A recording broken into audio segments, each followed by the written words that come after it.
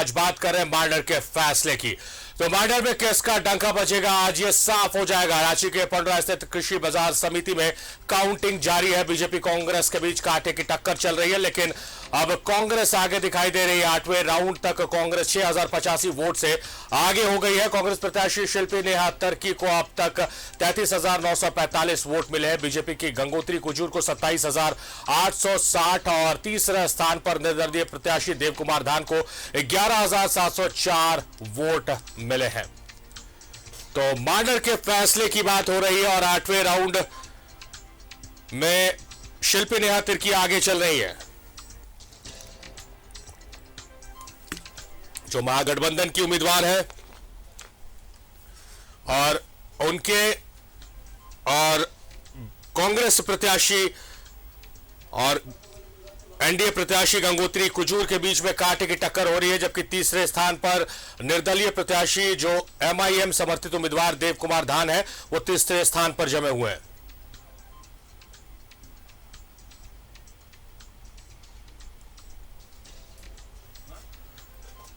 तो कांटे की टक्कर चल रही है। हालांकि कांग्रेस की उम्मीदवार शिल्पी नेहा तिर्की 6085 मतों से आगे चल रही है, एक नंबर पर बढ़त बनाई हुई। सीधे रुख करेंगे राकेश का, हमारे सहयोगी हमारे साथ है। राकेश, चुनाव से लेकर मतगणना तक पल पल आपके पास तमाम जानकारियां थी और हर दिन आपके साथ चर्चा हुई और जिस तरफ आप इशारा कर रहे थे उसी तरफ नतीजे जाते नजर आ रहे हैं।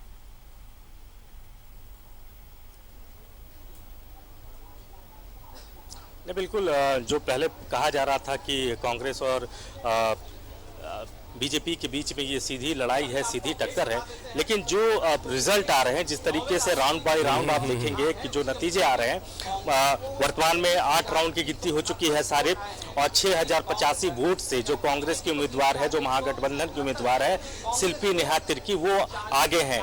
तो अगर यही मोमेंटम बरकरार रहता है तो आप कह सकते हैं कि कांग्रेस जो है एक बड़े जीत की तरफ यहां से बढ़ती हुई नजर आ रही है और इस जीत के आगे अब बीजेपी कहीं दिखाई नहीं पड़ रही है, क्योंकि कोई अंडर करंट है नहीं इस चुनाव में। तो यहां से इस मोमेंटम को अगर कांग्रेस बरकरार रखती है, देखिए 9वें राउंड की भी गिनती आ चुकी है। विपिन हमारे साथ है। विपिन, क्या है अपडेट? विपिन, देखिए 9 राउंड की गिनती के बाद कांग्रेस ने 7,797 वोटों की बढ़त बना ली है। 9 राउंड के बाद अगर कुल प्राप्त मतों की बात करें तो कांग्रेस उम्मीदवार को 39,166 मत आए हैं और बीजेपी को 31,369 मत आए हैं, जिसके बाद 7700 की लीड है। जिस तरह से थोड़ी देर पहले मैंने कहा कि जो हमारे विश्वस्त सूत्रों ने बताया है कि 10वें राउंड की भी गिनती पूरी हो चुकी है और 10,000 से ज्यादा की बढ़त कांग्रेस ने बना ली है, यानी कि एक निर्णायक मोड़ पर इस उपचुनाव की मतगणना भी पहुंच चुकी है। लगभग 11 राउंड की गिनती अभी और बाकी है। अगर यही मोमेंटम बरकरार रहा, जिस तरीके से चीजें बढ़ रही हैं, क्योंकि तीसरे राउंड से आप देखें तो कांग्रेस लगातार बढ़त बनाए हुए, ये मोमेंटम किस तरफ जा रहा है? एक बड़े मार्जिन की तरफ हम कह सकते हैं कि कांग्रेस जा रही है। ये देखिए, जिस तरह से अगर बात करें तो 2 प्रखंडों की गिनती पूरी हो गई है, जिस तरह का हमें अनुभव भी था इस बाई इलेक्शन में कि मांडर ब्लॉक बंधु तिर्की यानी कि कांग्रेस उम्मीदवार के लिए एक बड़ा गढ़ साबित होगा, लगभग वही नजर आ रहा है। अब जो है बेड़ो ब्लॉक की गिनती शुरू हुई है। ये बेड़ो ब्लॉक जिस पर बीजेपी को सबसे ज्यादा भरोसा है कि वो जो ये आंकड़ा है इसे पाट पाएंगे, लेकिन अब तक जो आंकड़े सामने आ रहे हैं, जिस तरह से 10,000 के बारे में जानकारी मिल रही है, तो जो जानकार कहते हैं कि यहाँ से कांग्रेस के लिए राह आसान है और बीजेपी के लिए थोड़ी राह मुश्किल नजर आ रही है। चलिए देखिए शारिफ, मैं जिस बात का जिक्र कर रहा था कि यहाँ से अगर इस मोमेंटम को कांग्रेस बरकरार रखती है तो जाहिर तौर पर एक बड़े जीत की तरफ कांग्रेस जो है वो आपको बढ़ती हुई नजर आएगी, लेकिन अभी कई राउंड की गिनती होनी बाकी है। हो सकता है कुछ सरप्राइजेस हो जाए, लेकिन बहुत बड़े सरप्राइजेस की उम्मीद इस चुनाव में नहीं की जा रही है और शुरू से ही कांग्रेस ने जिस तरीके से मोमेंटम को बरकरार रखा, 8-9 राउंड की गिनती हो चुकी है, तकरीबन 8,000 से ज्यादा वोटों से कांग्रेस की जो प्रत्याशी हैं वो आगे चल रही हैं। तो अब चीजें जो है वो कांग्रेस के लिए कहीं ना कहीं कंफर्टेबल जोन में जाता हुआ नजर आ रहा है। यहां से शारिफ जी, जाहिर तौर पर कंफर्टेबल जोन में जाता नजर आ रहा है और वो मुस्कान आपके चेहरे पर मैं देख सकता हूं राकेश, क्योंकि आपका जो एग्जिट पोल है, आपके एग्जिट पोल पर कहीं ना कहीं मोहर लग रही, तो आप भी बहुत मन खुश हो रहे हैं कि आपका जो आकलन था मांडर को लेकर वो कहीं ना कहीं उस पर मोहर लग रही है।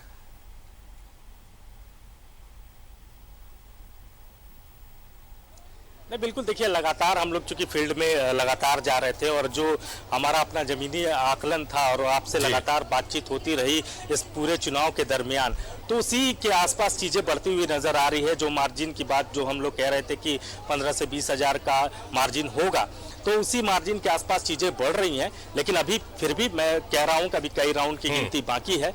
हो सकता है कि कुछ प्रखंड में कुछ जहां बीजेपी मजबूत है वहां हो सकता है कि बीजेपी थोड़ी अपर हैंड आपको नजर आएगी आने वाले 2-3 राउंड के बाद। लेकिन जो एंड ऑफ द डे जो होगा, जो रिजल्ट होगा, उसका एक तरीके से अब जो तस्वीर है वो लगभग अब साफ होती नजर आ रही है कि कांग्रेस अब यहां से बढ़ती हुई नजर आ रही है और एक बड़े मार्जिन की तरफ आप कह सक रहे हैं कि कांग्रेस की उम्मीदवार जो है यहां से अब आपको नजर आएंगी।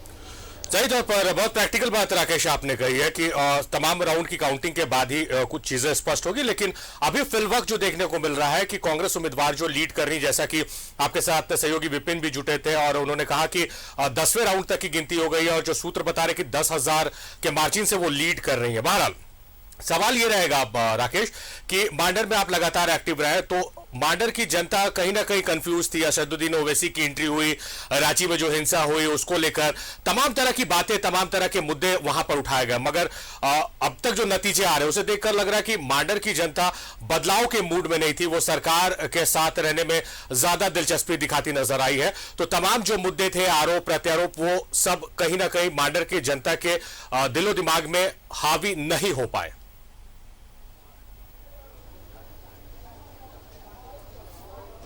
नहीं, बिल्कुल सारिफ, देखिए ये एक्सीडेंटल चुनाव था। आपको ही पता है कि आय से अधिक संपत्ति के मामले में बंधु तिर्की की सदस्यता जाती है, क्योंकि मांडर के लोगों ने जो मैंडेट दिया था वो 5 साल के लिए बंधु तिर्की को दिया था। तो ये जो एक्सीडेंटल चुनाव हुआ उसका कहीं ना कहीं आप कह सकते हैं कि इमोशनल जो एक इम्पैक्ट पड़ता है लोगों के बीच में, तो उसका फायदा यहाँ कांग्रेस को मिलता हुआ नजर आ रहा है। और जिस तरह के माहौल बनाने की कोशिश की गई थी, जो मेन रोड में जिस तरीके से घटना घटी, उसे जरूर मांडर में भुनाने की कोशिश की गई दलों के द्वारा, लेकिन उसका बहुत असर आपको यहाँ देखने को नहीं मिलता हुआ नजर आ रहा है। जो रिजल्ट अब तक आए हैं, और ये भी कहा जा रहा था कि असदुद्दीन ओवैसी की जब सभा होगी तो वहां से चीजें बदल जाएंगी, हो सकता है कि कांग्रेस को वहां से नुकसान उठाना पड़ेगा, लेकिन ऐसी कोई तस्वीर नजर नहीं आ रही है। जो अब तक जो आंकड़े आए हैं और जिस तरीके से कांग्रेस लगातार तीसरे राउंड से लगातार जिस तरीके से कांग्रेस लीड बनाए हुए है, उससे नहीं लग रहा है कि उस कार्यक्रम का या ओवैसी के चुनावी सभा का कोई बहुत इंपैक्ट जो है इस चुनाव में पड़ेगा। और ये बातें लगातार कांग्रेस के लोग या फिर झारखंड मुक्ति मोर्चा के लोग दावे से कह भी रहे थे कि ओवैसी का कोई इंपैक्ट नहीं पड़ेगा इस चुनाव में। जो मांडर के लोग हैं, जो मांडर के वोटर हैं, वो समझ चुके हैं कि सिर्फ वोट काटने वाले ये लोग होते हैं, इनसे बहुत आने से फलाफल नहीं होगा। तो वो चीज अब मांडर में वो नजर आ रहा है। शारिफ, चलिए राकेश, आप नजर बना के रखिए, आपसे लगातार हम अपडेट्स लेते रहेंगे। फिलहाल आपका बेहद शुक्रिया, आप इस महत्वपूर्ण चर्चा में महत्वपूर्ण जानकारियों के साथ हमारे साथ जुड़े, आपका बेहद शुक्रिया राकेश।